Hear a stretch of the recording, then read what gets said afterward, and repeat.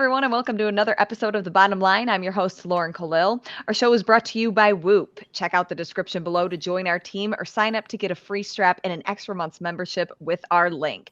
Today, we are continuing our mock drafts with our sports analysts, Brian Friend, Tommy Marquez, and Patrick Clark, ahead of the Last Chance Qualifier. Today, we are looking at the women's field. We're having a snake draft, and now we do know what the programming is, even though at the time of these picks, they did not. So they're going to kind of add that into whether they stick with their picks or maybe they want to change them up. PC, we get to start with you, kicking off with the number one pick, Sarah Sigmundsdottir. And with the number one overall pick out of Iceland, Sarah Sigmundsdottir. Yeah, I mean, kind of like with Tommy with Koski. I kind of had to go. This is kind of a no-brainer. Even looking at the programming, just what I know about Sarah, she does awesome in online competitions. The weight's not going to be too big of a deal. That weight on the clean and jerk in the final one, it's not going to be. She's just going to push jerk those. So yeah, I mean, why not? Sarah's just. She looks good. She's going to have a really good environment down there when she does it this coming weekend. She's going to have Raptus there, Travis Mayer there. They're all going to be there. Just a lot of support, and she feeds off of that. So even though it's an online virtual competition, she's going to have a lot of people cheering for her, and she feeds off of that as well. So yeah, that was a no-brainer pick for me. Brian, we'll move to you with your first pick. We have Maddie Sturt. Love this. Whoever picked this sign, this is great. Great picture. This was not a no-brainer pick. There were several women that I was considering for this pick.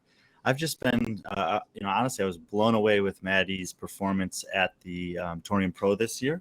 Tia took 100% of the available points. Kara took 97% of the remaining available points, which meant there was only one spot up for grabs really in that region. And everyone's familiar with Ellie Turner at this point and how good she's become this past year. And Maddie exceeded her own expectations. She's only 4 points behind her. Her event finishes were phenomenal. I don't think she had anything worse than the seventh. Fifth, seventh, fourth, third. And obviously first and second were basically off the table in almost every workout with Tia and Kara, just dominated basically. She also did the Last Chance Qualifier last year where she finished third. She was way behind the top two women, and she had two really good workouts, two bad workouts.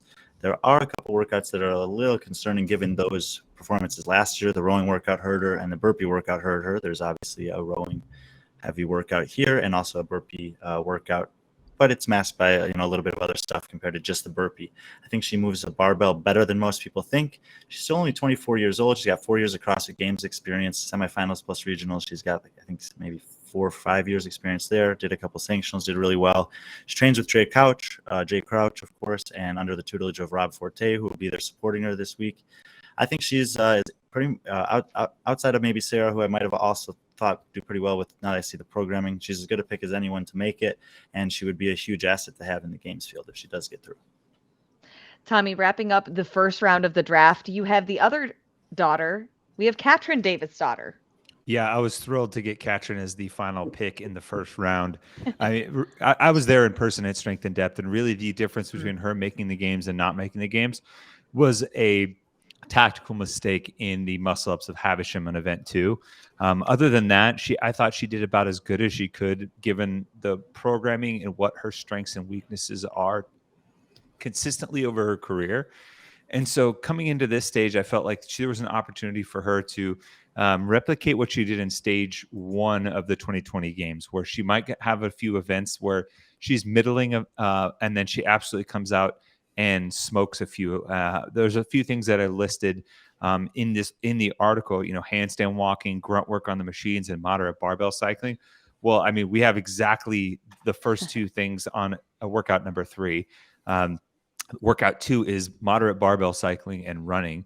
And if you remember back to 2015 and 2016, we had heavy DT and double DT.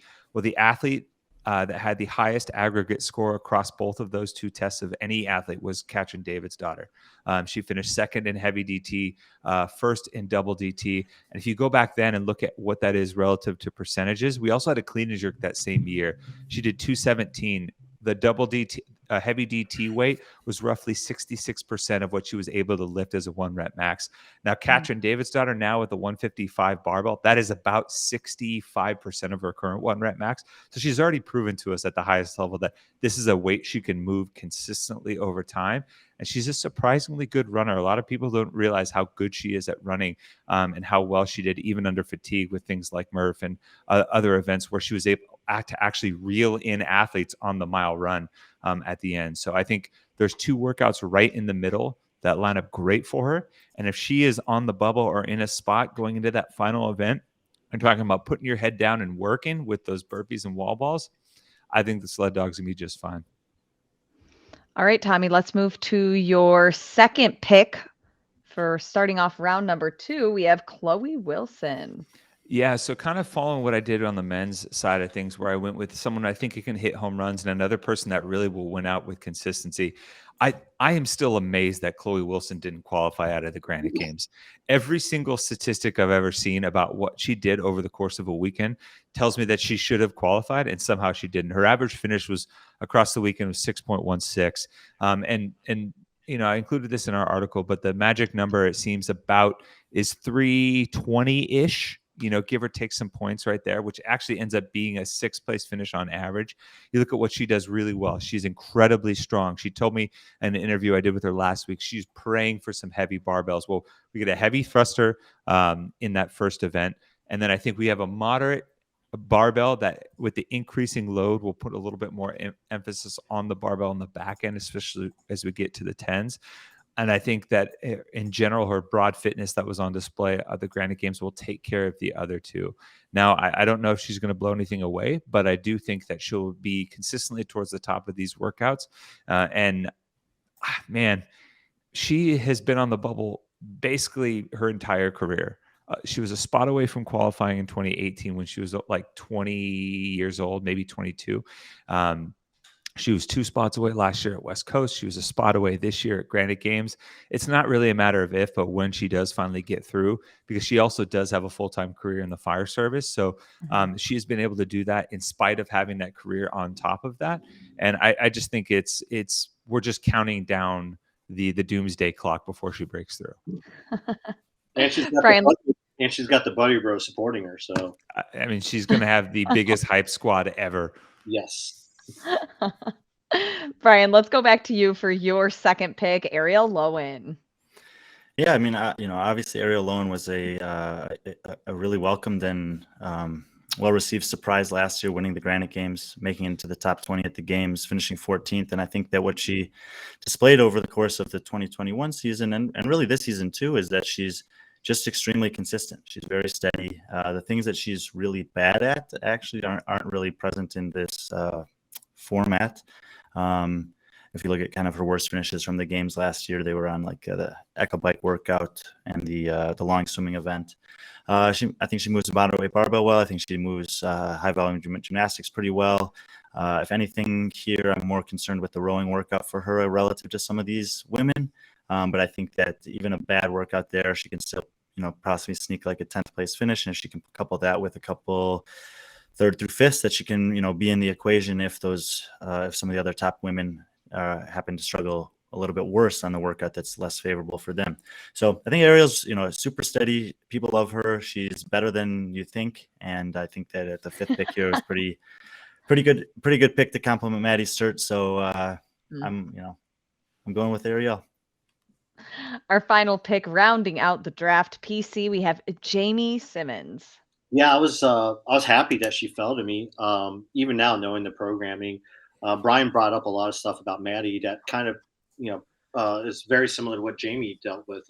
She started off with 2 thirds, back-to-back 3rd places, and then, obviously she's not known for top end strength. She had an 11th, and then had a 4th, a 6th, and then a 12th in a final workout that kind of knocked her out of contention, even for that 4th spot behind Maddie. But yeah, she's just a natural CrossFitter, and I think a lot of these events, if she's healthy, which she looked like she was healthy, again, she's not known for top end strength, and she won't be asked to do too much when it comes to strength. Yeah, the thruster might be a little bit heavier for her than normal, but all the workouts in between, I think she'll do fine. She has a fantastic engine. She has very very decent gymnastics. So she's really good at bar muscle ups. So yeah, I was lucky to get someone like her, a past podium finisher at the last pick of the draft. So it just shows you how deep this women's field is. And someone like Jamie Simmons can drop to like basically the number 6 overall pick. And now that we do know exactly what the programming is going to look like here, I want to pull up everybody's picks just so we can see them one last time. Is there anybody on this list based on the programming that you think is out? Oh, damn. I would say, I think these are pretty solid 6. Like, I think it's possible, but I would be surprised if 2 of the 6 don't come from this group. Okay. Anybody else echo that or have an opposing opinion? Yeah, I don't necessarily think that I'm going to disagree with that. I think it's looking at this group, it's like, oh my gosh, the field just feels so deep as far as like the last chance qualifiers. And the fact like Patrick with the very last pick got Jamie Simmons is kind of speaks to the I guess the multitude of paths that are crossing when we get to this competition, right? Whether it's athletes coming back from injury, other athletes, coming off of subpar performances, and it really just adds to the complexity of the scenario. The only other athlete I was maybe trying to think about, but I honestly, I don't know, was maybe Fee Sagafi, just because of if the gymnastic elements were low, but certain things like the longer row might hurt her. And that the moderate barbell cycling might hurt her too. So there's a lot of talent in this one that I think kind of speaks to what Brian said as far as like if the 2 don't come from this group, then there's Big D, hats off to whoever that other woman is. Yeah, exactly. Okay, so Brian, for you, who would that other person be? Who was on the fence as you were trying to pick year 2? The other women I was considering that weren't drafted were Fee Sagafi and also Elena Carretella-Sanahuya from Spain, who just won the French Throwdown. But this is like Tommy said, like the top of this field is very deep. I think the programming is very good, and I think that fitness will prevail here. And I think those are the 6 fittest women in the field. And I think that we like we said, we always love being proven wrong, but I think that we got a pretty good grasp on the women that'll be towards the top of this leaderboard. There's 2 women. Yeah.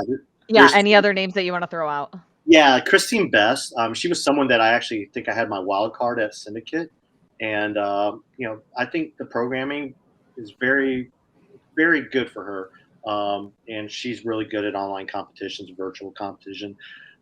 Do I think she's going to be 1 and 2? I don't know, but she's probably an athlete that I wouldn't be surprised having a 3rd or a 4th place finish here and there. And then another one, kind of out of the blue, out of the Syndicate, is Gabby McClellan. I really, I think she's going to do really good in the rowing, handstand walk workout. And I mean, she was someone up until that final day where she kind of like, fell apart. She was in for a games contention, and she works for Space Force for that's crazy. Some would say that's out of this world. I do want to. That's well played. Oh man. That I do say I would like to add Kelly Clark to that list. Yeah. I think her coming up a point shy at MAC was crazy, and you look at what she did across the entirety of the week and how consistent she was. Her worst finish was a 14th, and we saw athletes like even Brooke Wells, have finishes in the bottom 10, bottom half. And I think maybe in a scenario like this where we have a mix, Kelly's able to kind of tie a string of, top 10 finishes, maybe a 2nd or a 3rd in one of these events to kind of sneak in or make a push for it. She has been competing in this sport for a decade now, and she is so well-rounded as far as the skill set that I think in a situation like where she's at her fittest and she's hungry and mentally in it, she's someone that could surprise some people too. One thing I'll just throw out there before we leave is, last year in the Last Chance Qualifier, 3 of the 4 qualifiers did have a finish of 10th or worse. So you don't have to be amazing at all 4 things to get in. However, about a third of the possible registrants currently have not registered for the Last Chance Qualifier. And I'm not sure what the scoring system will look like, but your bad finish what will have to be better than it was last year if the depth of the field numbers wise isn't the same.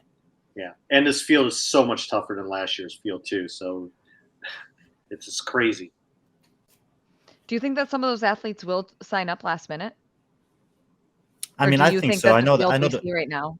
No, I know that we were. I don't know when this will air, but I know we were talking that there's a few athletes we know for sure have said that they're not going to do this, but most of the ones that have Correct. registered, for example, at the time we're recording, Matt DeLugo's not signed up. I think he has every intention of competing, and they have up until either the start of the competition or the last submission time for the first window. I can't remember to do it. So I think we'll see a few more sign up than are on there right now, where the numbers right now are 23 and 20. I think they'll push into the mid to high 20s, but I think we will have more people not participate this year than did not participate last year. I do have one more thing, just something to throw out there to everyone. We know Sam Briggs isn't going to sign up, but if she would have signed up, how do you guys think she would have done with this program? Ooh. I don't think she would have been able to compete with the top women on these workouts. The thrusters. I mean, just knowing how her knee is and how conservative she was with the clean and jerk complex, I don't think she would have maybe given the thrusters a go. And then you move on to the heavy clean and jerks and cycling 155.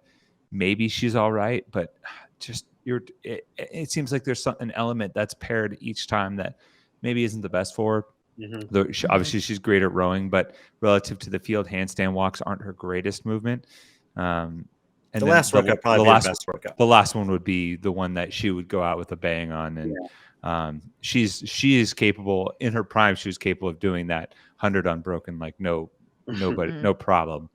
So. All right, Brian, Tommy, PC, thank you guys. Great conversation. We'll see how these mock draft picks fare out. Tommy, are you coming back from behind? Oh, man. I mean, given that I picked as many as the other two did during the semifinals, am I really behind? I don't know.